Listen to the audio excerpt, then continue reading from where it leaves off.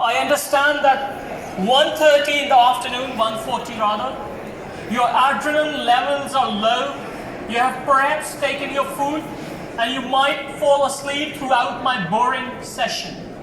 So why don't you help me out and we do a little bit of a stretching exercise before I deep dive into session. Are you all with me? So while you remain seated, may I please request you to stretch your arms like this. Everyone please, if I can get everyone do that. Stretch your arms like this. Reverse your arms. Cup your arms. Your right arm up. Right arm. Please make sure this is the right arm. Cross them. Hold your arms like this. I want you to tap your fingers. Can you tap your fingers? Okay. I want to see your thumb. Can you please show me your thumb? Now, if I haven't deceived you, can you do like this? Now, ladies and gentlemen, that is called the power of deception. And what data and technology is doing to us is causing that confusion, that deception. And there's whole skepticism around technology, whether we discuss artificial intelligence or data. What my session today focuses on is trying to clear some of that fog. How we can use technology, especially artificial intelligence and data, to inform our learning and development, and in some cases to also help us identify talent for the programs that we are looking to fill. That's what this session all about. Let us begin by taking a bit of deep dive into artificial intelligence. One of the advances in artificial intelligence is machine learning.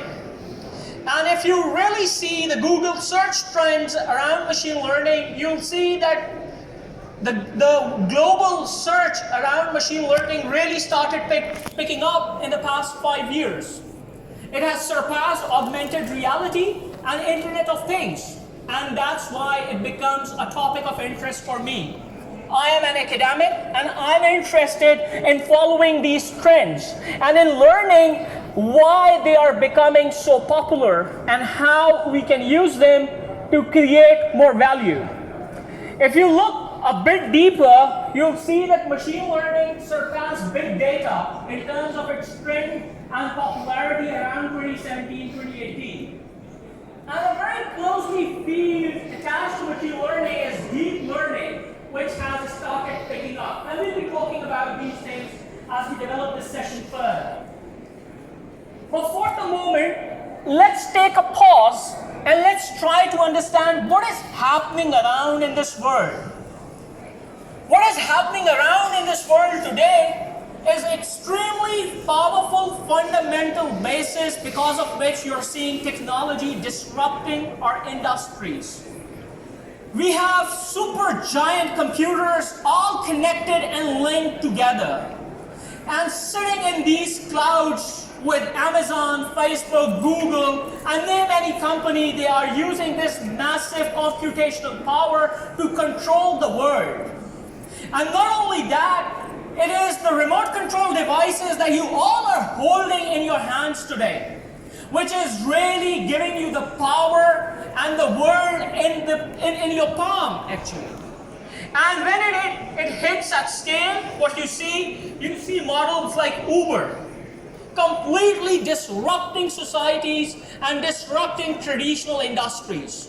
But there's more to it, and that is, as we keep developing, we have other technologies, the variables, that is providing more and more data on us to all these global companies. And what they're doing perfection of matching demand. They are producing customized products exactly as per your demand and your needs. Think about 5 years back, you guys go to the office and you read a newspaper. How many of you do the same act today? Very few, right? Because you can jump onto the internet and get the news that you are interested in. How the model of the newspaper used to work? It used to bundle up everything. So there used to be a fashion magazine, the news section, everything bundled together. In this digital world, it is all about unbundling the product and breaking it down according to your customized needs. That's all what digitization is doing. And that is fueled by the trends of these companies that are becoming massive giants. So you see Apple moving into this digital space with the acquisition of Siri in 2010. And from 2014, it opens up a huge war around Google, Amazon, Apple, Facebook, Intel, Microsoft. All these acquisitions that you are seeing on your screens are driven by artificial intelligence acquisitions. Google's DeepMind acquisition of artificial intelligence was able to beat the human side. So they beat the go-kart, which is a game, a strategy game, in which they were able to beat, the computer was able to beat the world champion of that game. But how this all impacts learning and development? This guy that you are seeing on the screen is the person responsible for this. He is Sebastian Thrun, and he is the originator of the model MOOC, which is Massive Open Online Courses. Now, Sebastian is a researcher with Google, working on concepts like driverless cars or Google Glass, but also he is a professor at Stanford University, and he teaches a very powerful course on artificial intelligence.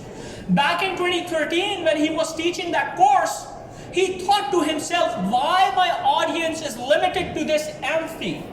I can perhaps do better. What he did, he videoed the lecture in his garage, put it online, and shared it across.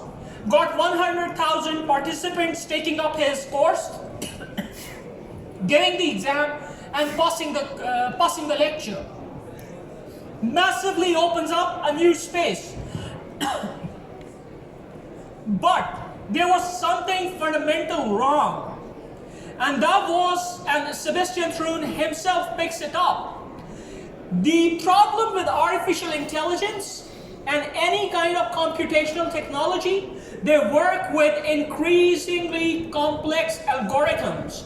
And what they do, they keep building narrower and narrower, trying to identify your niche and customize the product to you. Whereas for learning and development, it is all about increasing your perspective. It is all about helping you to ask different questions.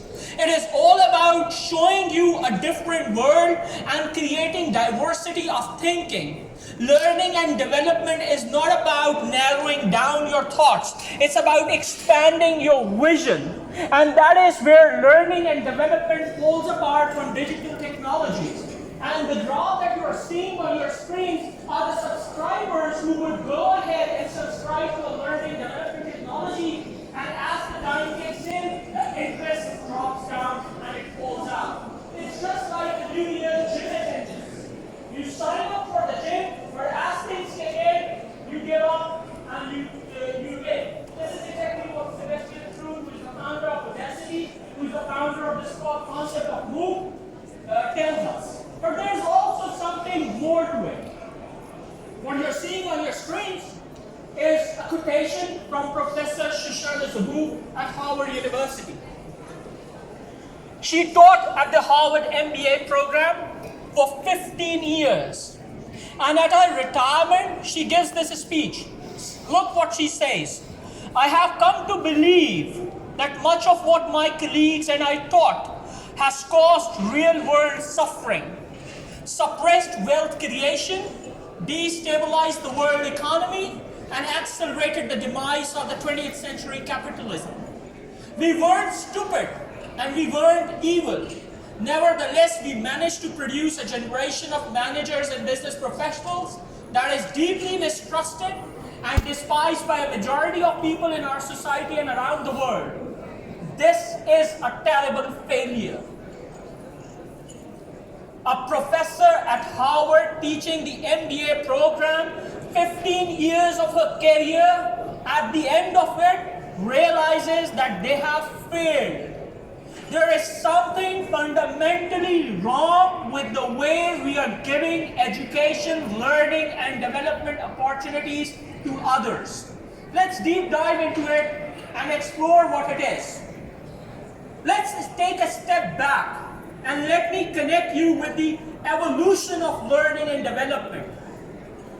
Let me quote you Surah Takasur from the Holy Quran. Bismillahir Rahmanir Rahim. ألهاكم التكاثر حتى زرتم المقابر كلا سوف تعلمون ثم كلا سوف تعلمون كلا لا تعلمون علم اليقين لتربن الجحيم ثم لتربنها عين اليقين ثم لا تسألون يومئذ عن النعيم. Allah subhanahu wa ta'ala talks about ilmul yaqeen, the first level of learning and development. Ainul yaqeen, the second level. And at another place in the Holy Quran, Allah subhanahu wa ta'ala talks about haqqul yaqeen. Now subhanallah, these concepts perfectly match with what science tells us today. This is called learning science. And see what talks about observation. And you have observation of something, you have the knowledge of something. You observe something, you acquire knowledge. Conceptualization, you see it. You have ainul yaqeen, you have seen the thing, you form the concept. Experience, haqqul yaqeen. It's just like somebody walks in this room and tells us it's raining outside. He gives us the knowledge, the ilm, that it's raining outside, okay? You go, you open the window, and then you see with your eyes, ainul yaqeen. You get to see that, oh, it's really raining. Your perceptions develop, you get the haqqul yaqeen. These are the three fundamental foundations of learning and development. Ilmul yaqeen, ainul yaqeen, and haqqul yaqeen. And let's see what we are doing with our practices. What we are doing is we are completely taking out haqqul yaqeen. We are only passing knowledge. We are only restricting ourselves at the maximum level to ainul yaqeen, and that is it. People are seeing that is being done in practice, and yeah, that's it. You draw away from it. How you identify talent in your organization? You use these sheets, right? They fill in the surveys, and that's how you do the personality assessment, you do the leadership competency assessment, but that is all biased. That is all limited to ilmul yaqeen. You have the knowledge that it's working, but you haven't felt it and experienced. Okay, there are scientific tools that are giving you a certain degree of percentage that this tool is working, there is a validity to it, but in the process, in the hierarchy of learning and development, it only fits at the very first level of learning and development. What Cranfield University has done research and gone deep into it, we have changed our methodology on assessments. We use video game-based assessments. We use the scenarios where there's no right or wrong answer. You are in the system and you're making your choices. Your choices determine what kind of person you are, and we park you there. Every individual has come with a capability. There is no person that you can swipe off because the person didn't score 30% or 70% on the test. That methodology is wrong. You have to box the people in the box where they belong. And the methodology that we currently use in our system doesn't allow us to do it. We have to move away from it. We also use a lot of times facial recognition. What we are doing, we are actually doing a project with a healthcare government-led organization where we have completely stripped out the process of how organizations put people on a learning and development program. So I know you and I like you, therefore I put you on this program. It doesn't work that way. How we do it is we create an application process, and it's a stage gate filtration. Your application is swifted using the AI-based algorithms. You do a video interview. We use video technology to make assumptions on your facial recognition. And then you do the assessments, the video-based game assessments, and that's where you are finally filtered out and identified as talent in the organization. There is no bias in this whole process. We are also increasingly using the variables. The ring I am using is producing this data for me. And we are connecting it back with our leadership programs. What are the times when the leaders feel stressed? What is it that makes the leader feel stressed? Is it the conversation around finance?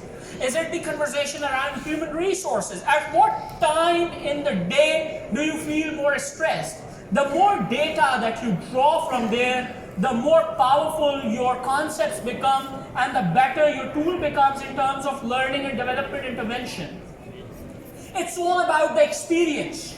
We are using increasingly the simulators. The screen that you're seeing is a simulator at Cranfield University. What we are doing, we are using a Formula One simulator.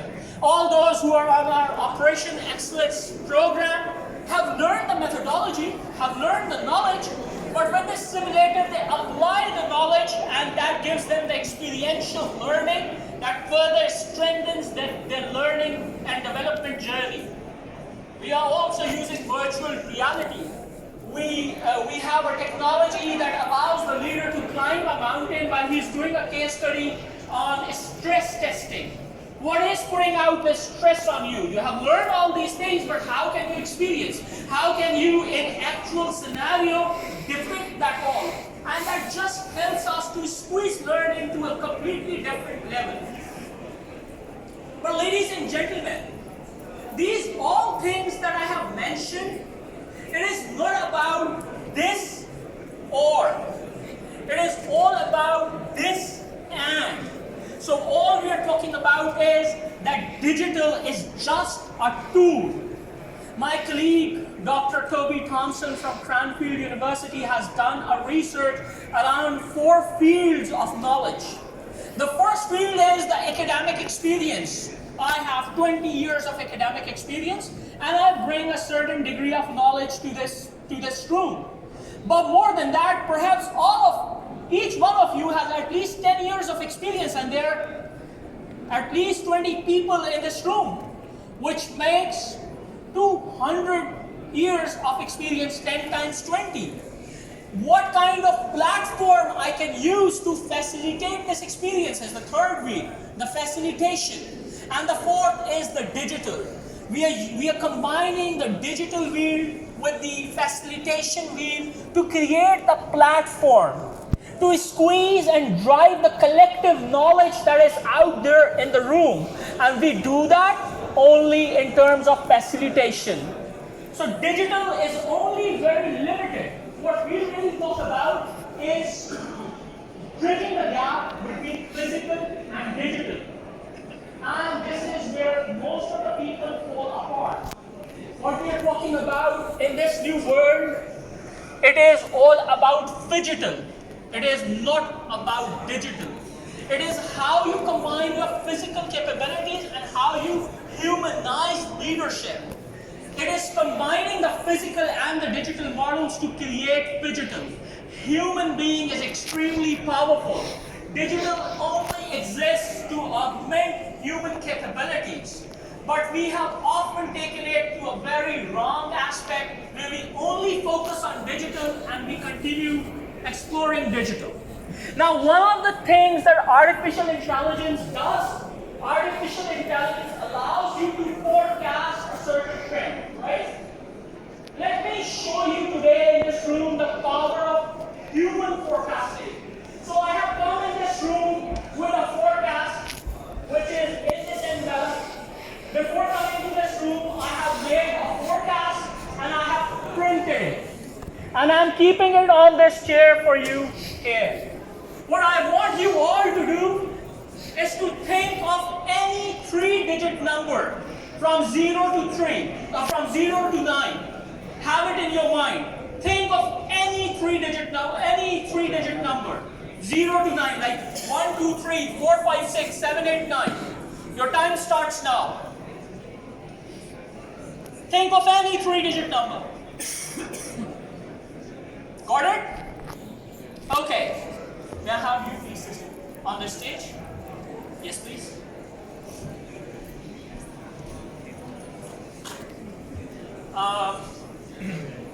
Brother, would you please like to come on the stage? Yourself, brother? Yes, please. Sister, please stand here. Brother, please stand at the distance. Brother, may I have you, please, sir?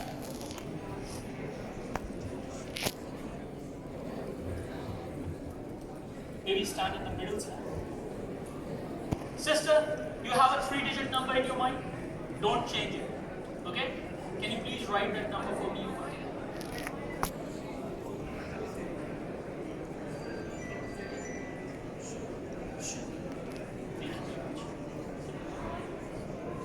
Brother, I don't want you to be influenced by her number, so I'm hiding her number. Can you write down your number? This is 5. 5 or 3? 5. Okay. Please write down. Don't be influenced by what's there on the screen. 3 digits. 3 digits. No, I need 3 digits. Like 1, 2, 3, 4, 5, 6. So you need to put 2 more numbers. Yes. One more. Perfect. Now, can you please give them a big round of applause? Thank you very much. Please take a seat.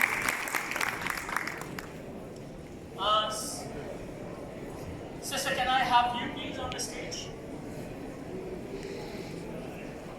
Brother, can I have you on the stage, please? Yes, please. Sister, please.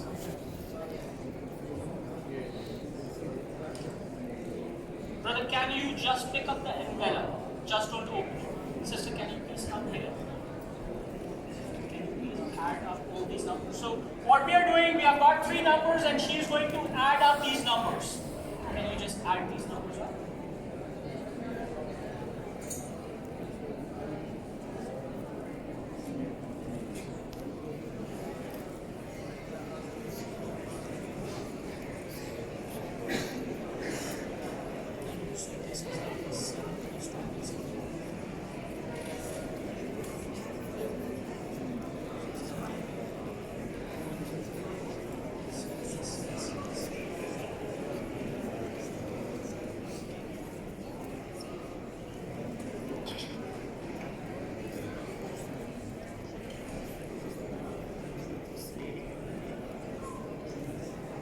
Okay, thank you. Can you please announce what's the number system? Announce in the mic here. 1014, 1417. Okay. Brother, can you please open the envelope there?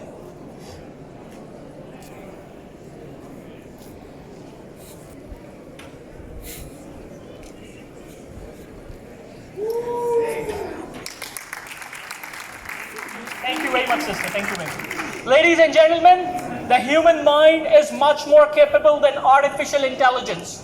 Never undermine your human resources. They are much more powerful in your organizations. It was a great pleasure and honor to present before you. I would like to highlight that this session is a research session that I have co-created with Saoud Al-Umair from Hadaf. Saoud is one of my co-creators and we'll be putting out the research paper very soon. And you can follow me on LinkedIn if you're interested in my work. Thank you very much.